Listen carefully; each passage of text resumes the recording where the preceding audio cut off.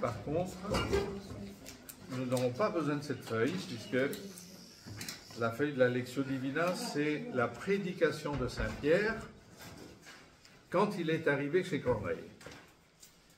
Donc le thème de la causerie, c'est toujours l'épisode chez Corneille, Pierre et Corneille. La dernière fois, le Père André, et on avait convenu de ça, le Père André a parlé du cheminement de Corneille. Comment l'Esprit Saint travaillait son cœur, lui qui était un homme de prière, un païen incirconcis, mais un homme de prière, et qui faisait l'aumône, qui aidait même les Juifs. Donc l'Esprit Saint travaille le cœur des païens. Aujourd'hui, nous allons voir l'action de l'Esprit Saint chez Pierre. Si on regarde de manière plus large les situations humaines de dialogue et d'évangélisation, on voit qu'il y a diverses situations. Avec la Samaritaine, c'est Jésus qui prend l'initiative. Il prend l'initiative d'engager le dialogue et donc de révéler à cette Samaritaine hérétique Dieu le Père, de se révéler lui-même comme le Christ Messie, source de l'eau vive, qui est l'image évidemment de l'Esprit Saint. Avec l'eunuque d'Éthiopie, le diacre Philippe est conduit par l'Esprit Saint à aller rencontrer l'eunuque. Ce n'est pas l'eunuque qui demande, c'est Philippe qui est poussé par l'Esprit, comme Jésus, poussé par l'Esprit pour aller engager le dialogue avec l'eunuque. Et du coup, Philippe est amené à expliquer le sens de l'Écriture.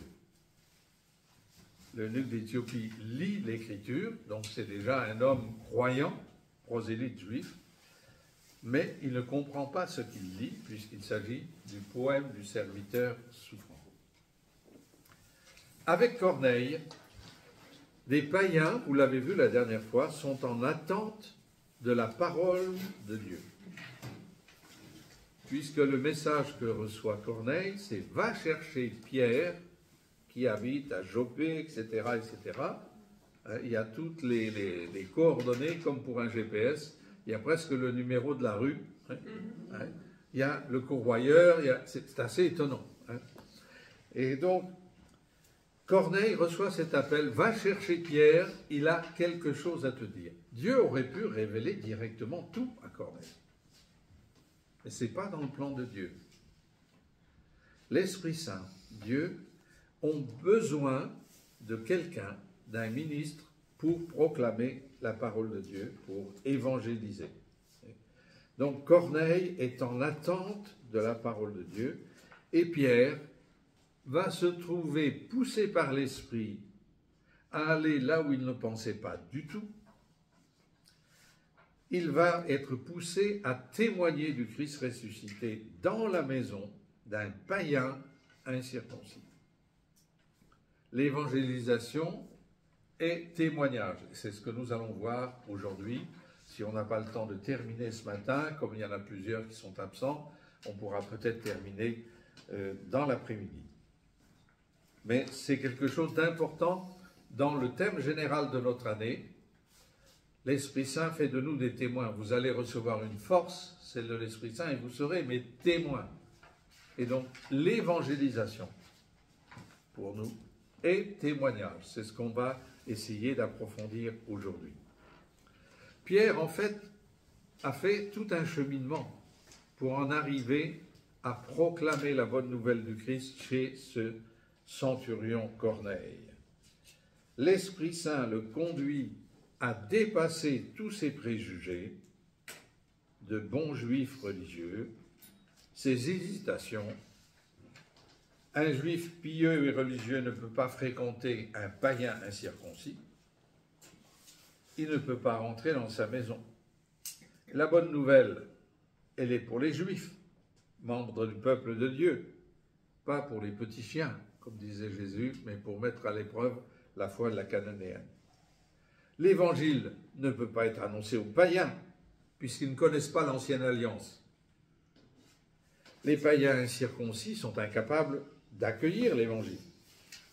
Et puis, cette perle de la bonne nouvelle, il ne faut pas la livrer au pourceau.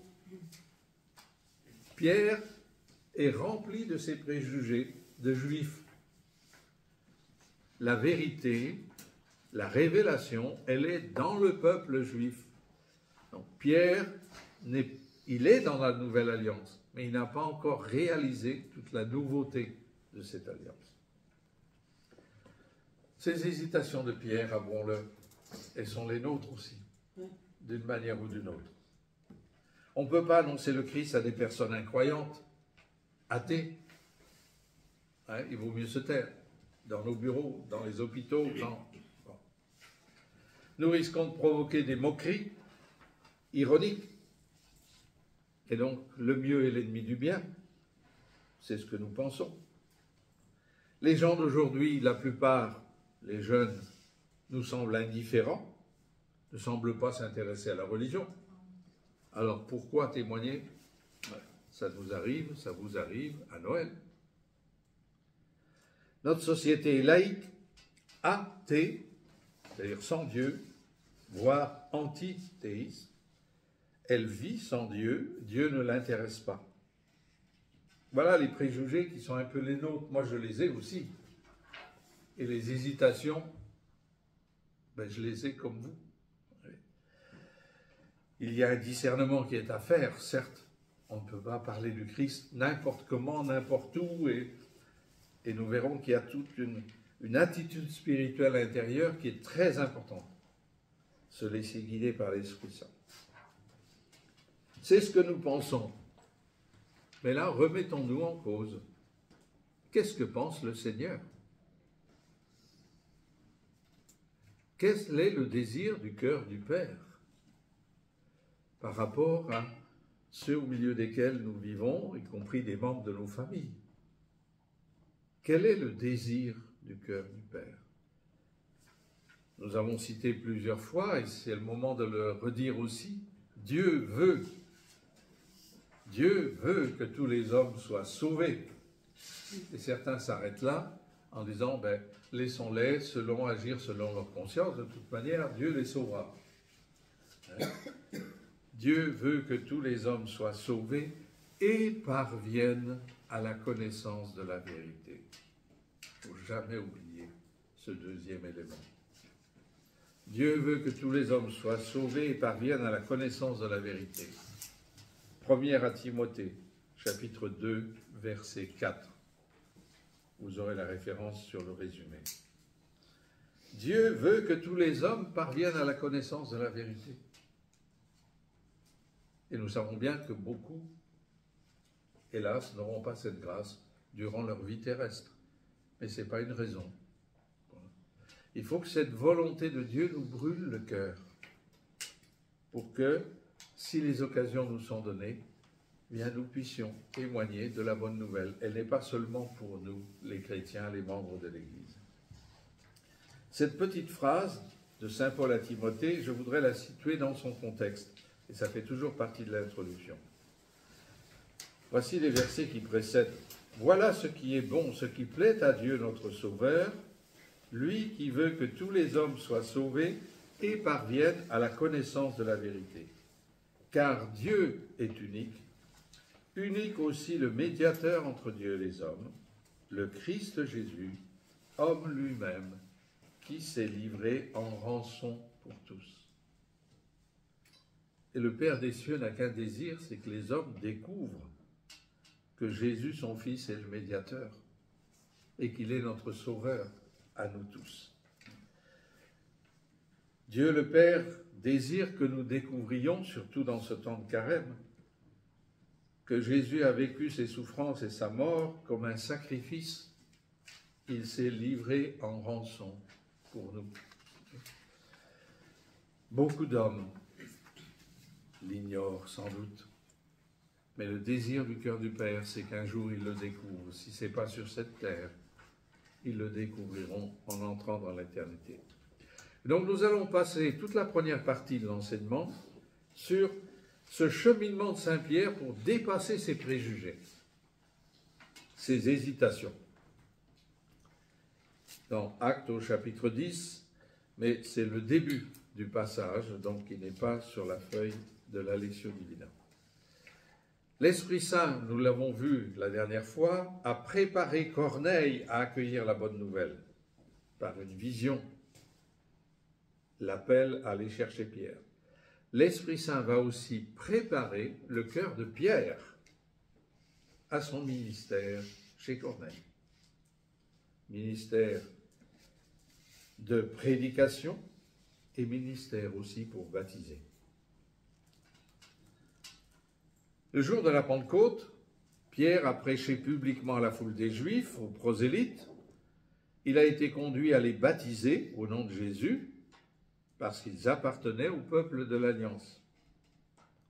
Mais Pierre, en juif ardent qu'il est, était loin d'avoir ce regard positif et bienveillant sur les païens incirconcis. Sa formation juive le conduit à les considérer comme des impurs qu'il ne faut pas fréquenter. Et l'Esprit Saint va pousser Pierre à dépasser ses préjugés, ses hésitations, ses limites culturelles et religieuses. Il va l'aider à dépasser ses réticences et de manière toujours plus forte. Il va le conduire à accueillir les païens chez lui. Il va pousser Pierre à suivre les païens. Il va pousser Pierre à entrer chez Corneille. Il va pousser Pierre à proclamer la bonne nouvelle à ces païens qui remplissent la maison de Corneille. Et il sera même poussé à baptiser ces païens incirconcis. Aujourd'hui encore, l'esprit de Pentecôte nous conduit bien au-delà de nos préjugés, de nos hésitations, de nos limites culturelles et religieuses. Et le cas de Corneille illustre bien cette initiative, cette audace que prend l'Esprit Saint en daignant se servir de nous, ces instruments, mais quelquefois bien hésitants, bien peureux. Comment s'y prend l'Esprit Saint? À travers une vision que nous connaissons bien, une vision d'un drap. Il est midi, il est sur la terrasse et il prie. Alors, j'espère qu'il y avait un peu d'ombre, parce que prier sur une terrasse à midi en Palestine, c'est attraper un coup de soleil.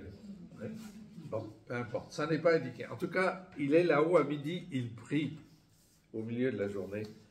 Et voilà qu'il a une vision, il a une extase. Pendant qu'on lui préparait à manger, il tomba en extase. Il voit le ciel ouvert et un objet semblable à une grande nappe nouée aux quatre coins qui descend vers la terre. Et dedans, dans ce drap, il y avait tous les quadrupèdes et les reptiles et tous les oiseaux du ciel.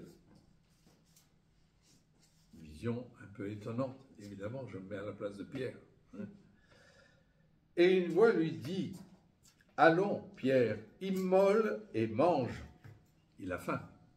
« Allons, Pierre, immole et mange. » Pierre répond, comme un bon juif, « Oh non, Seigneur, car je n'ai jamais rien mangé de souillé ni d'impur. » Les animaux sauvages sont impurs, c'est de la viande qu'on ne mange pas.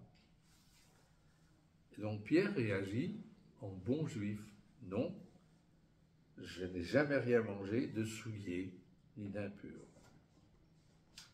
De nouveau, une deuxième fois, la voix lui dit, mais de manière plus forte, « Ce que Dieu a purifié, toi ne le dis pas souillé. »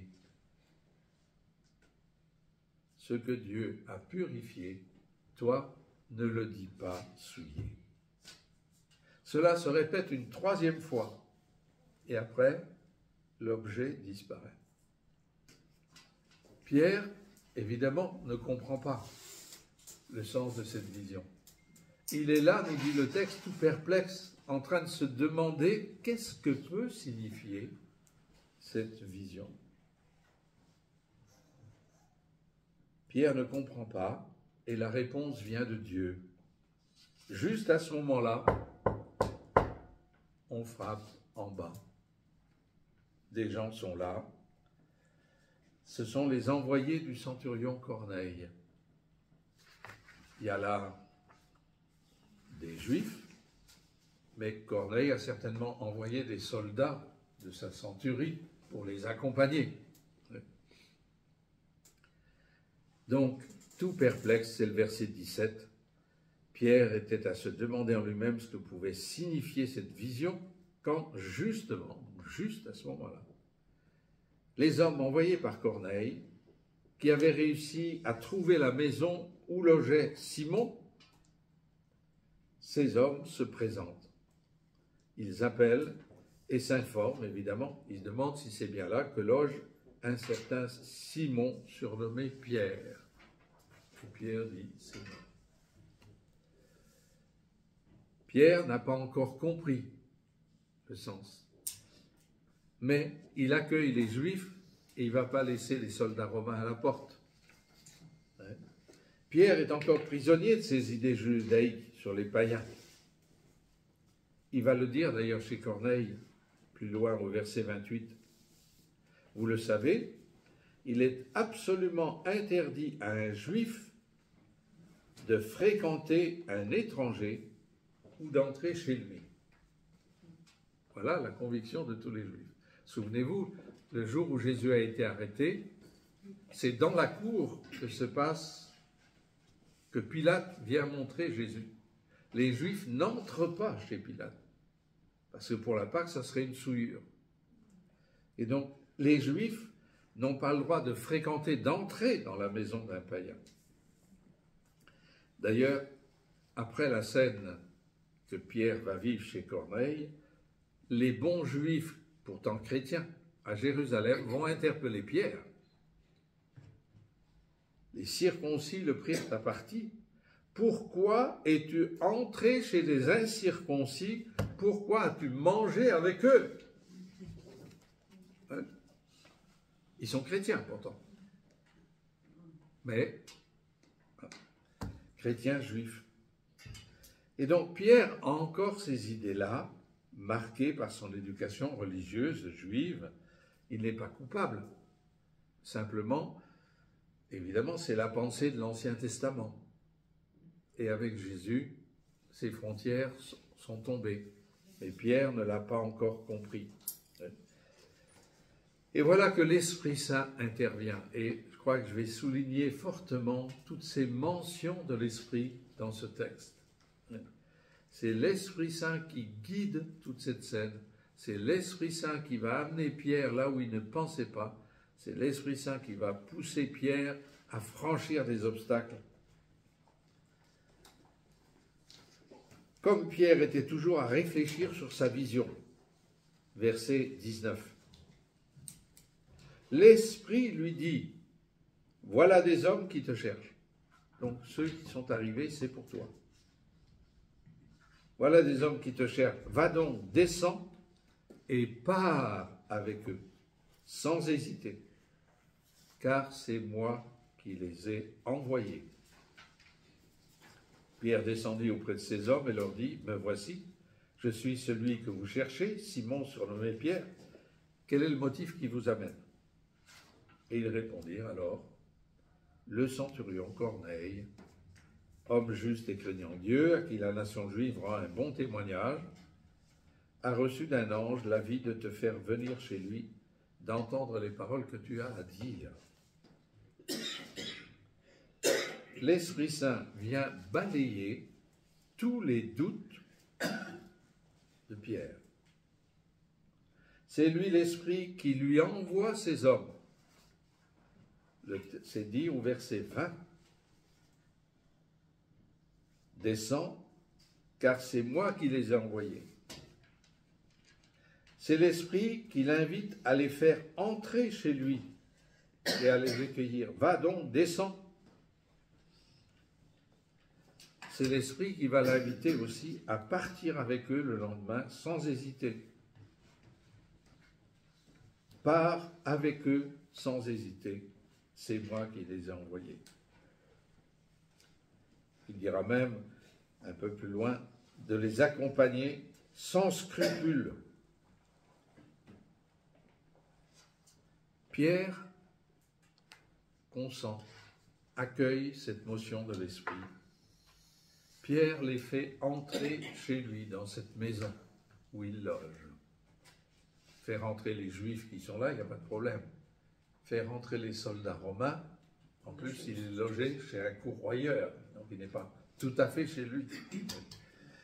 Et donc, il accueille, il les fait entrer pour passer la nuit, parce qu'il est trop tard sans doute pour partir. Pierre accueille dans sa maison, en quelque sorte, des païens incirconcis. Pierre commence à comprendre la signification. Ce que Dieu a purifié ne le déclare pas impur. Ce que Dieu a purifié ne le déclare pas impur. Le lendemain matin, ils partent. Par prudence, Pierre prend avec lui des frères, qui ne soient pas tout seuls à vivre cette expérience, mais que d'autres soient témoins. Pierre les fit entrer, leur donna l'hospitalité, verset 23. Le lendemain, il se mit en route et partit avec eux. Quelques-uns des frères de Joppé l'accompagnèrent, et plus loin, on dit même le nombre qu'ils sont.